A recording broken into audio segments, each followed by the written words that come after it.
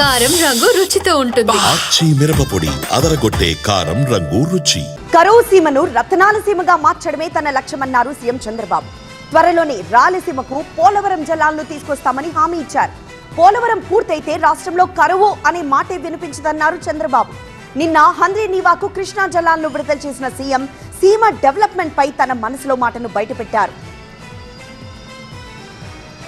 కర్నూలు, అనంతపూర్, కడప, చిత్తూరులో 6 లక్షల ఎకరాలకు నీళ్లిచ్చి 33 లక్షల మందికి నీళ్లిచ్చే సౌకర్యాన్ని కల్పించామంటే ఇది నా జీవితంలో మర్చిపోలేని రోజుని మరొకసారి మీ అందరికీ విజ్ఞప్తి చేస్తున్నా. పోలవరం ప్రాజెక్టు ఉంది, రాష్ట్రానికి జీవనాడి.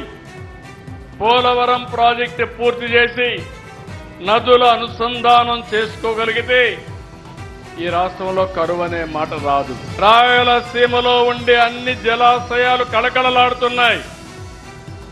ఈసారి వర్షాకాలం కంటే ముందుగా 50% జలాశయాల్లో నీళ్లుండే పరిస్థితి వచ్చింది. దీన్ని చూసినప్పుడు ఆనందం ఏంటంటే ఈ రాయలసీమ ఇంకా రాబోయే రోజుల్లో రాళ్లసీమ కాదు, రతనాల సీమగా చేస్తాననే ధైర్యం